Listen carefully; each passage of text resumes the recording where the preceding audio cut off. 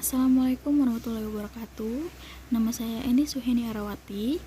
Di video ini saya ingin mempresentasikan materi dari mata kuliah perkembangan peserta didik. Psikologi perkembangan. Sejarah singkat lahirnya psikologi perkembangan.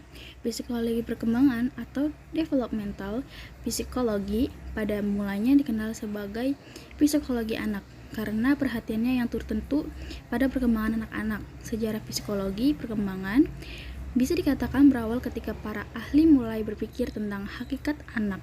Perlu diketahui bahwa sebelum itu anak dianggap sebagai orang dewasa yang berukuran kecil, sehingga cara memperlakukan anak sama dengan cara memperlakukan orang dewasa.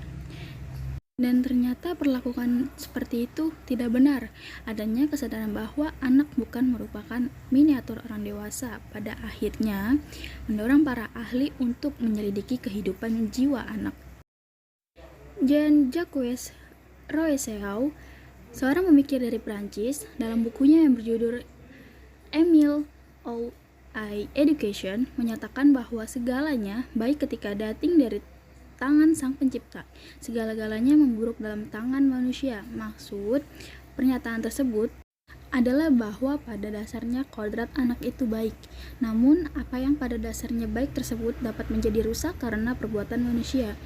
Menurut Rousseau, campur tangan manusia terhadap perkembangan anak dapat menimbulkan masalah bila tidak dilakukan dengan hati-hati. Oleh sebab itu, para pendidik perlu membekali dirinya dengan pengetahuan tentang kejiwaan peserta didik.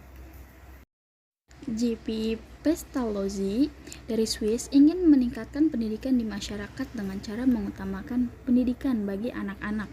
Ia menganjurkan agar pendidikan untuk anak disesuaikan dengan perkembangan jiwa mereka. Hendaknya proses pembelajaran didasarkan pada pengalaman, dimulai dari tingkat yang mudah mengarah pada tingkat yang lebih sulit. Tokoh berikutnya yang juga dikenal sebagai pendidik yang berasal dari Jerman, yang menaruh perhatian pada kehidupan anak-anak adalah Friedrich Froebel. Ia menjadi terkenal antara lain karena Kindergarten atau Taman Anak-anak yang telah didirikannya di Blankenburg.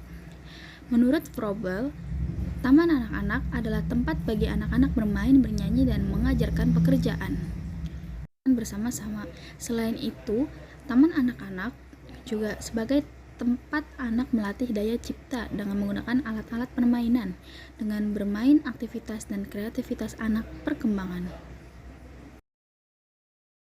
Dasar-dasar pemikiran tentang psikologi perkembangan atau psikologi anak menjadi semakin kokoh setelah Breyer menulis buku Die Ziels des Kindes.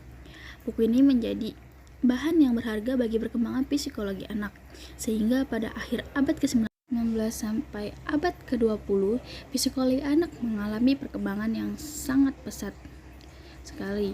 Berkat jasanya ini, Breyer oleh masyarakat ilmuwan dinyatakan sebagai bapak psikologi anak. Sesudah masa Breyer, kehidupan anak semakin banyak mendapatkan perhatian dari para ahli. Tokoh-tokoh psikologi perkembangan dari berbagai negara kemudian bermunculan, diantaranya adalah sebagai berikut. Tokoh-tokoh dari Jerman. A. Clara dan William Stern mempelajari permainan dan perkembangan anak-anak serta menulis buku psikologi Der frühen Kindheit pada tahun 1914. Yang B. Charlotte Buchler mempelajari perkembangan bahasa anak-anak. C. Meumann mempelajari cara berpikir anak-anak. Ia berpendapat bahwa cara pikir anak-anak masih sugestible. D. Kercenter berhasil mengumpulkan dan meneliti sejumlah gambar yang telah dibuat oleh anak-anak dan membuat deskripsi tentang fase-fase perkembangan kemampuan menggambar pada anak-anak. Masih dari Jerman, seseorang ahli yang bernama Dietrich Tiedemann pada tahun 1787 mempublikasikan hasil penelitian tentang perkembangan anaknya. Ia juga dikenal sebagai salah seorang tokoh yang memperjuangkan agar psikologi anak diakui keberadaannya, sebagaimana ilmu-ilmu lainnya yang telah mendapatkan pengakuan. Apa yang telah dilakukan Tiedemann ternyata menarik perhatian para ahli. Salah seorang di antaranya adalah Wilhelm Breyer. Breyer kemudian melakukan penelitian sebagaimana yang dilakukan pendahulunya itu. Selama 3 tahun ia mempelajari perkembangan motorik, bahasa, ingatan, dan kemauan anak laki-lakinya dengan metode observasi dan eksperimen. Tokoh dari Prancis, Jean Piaget, menyelidiki cara berpikir dan bahasa anak-anak, dan pada tahun 1950 bukunya yang berjudul The Psychology of Intelligence diterbitkan. Tokoh dari Belanda, Prof. Kostem, mempelajari permainan anak-anak. Prof. Langeveld mengemukakan periodisasi perkembangan. Dari Belgia, Dr. De Clory dan Dr. Schouten mengemukakan tentang pentingnya memperhatikan minat anak dalam pendidikan dan pembelajaran.